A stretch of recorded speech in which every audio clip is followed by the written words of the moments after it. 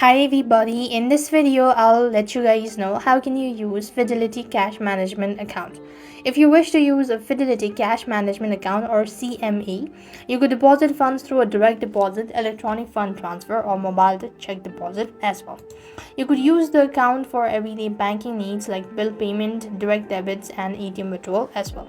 Or if you don't have a Fidelity Cash Management Account, then you need to create it first of all.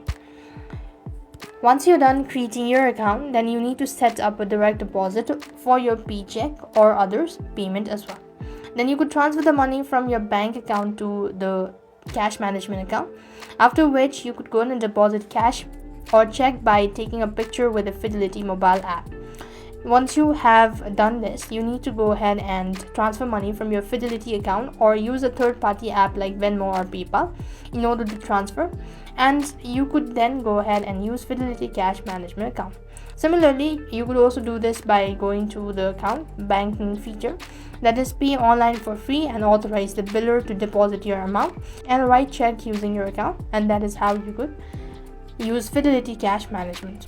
I hope the video was helpful. Make sure to like, share and subscribe. Thank you for watching. See you in the next video.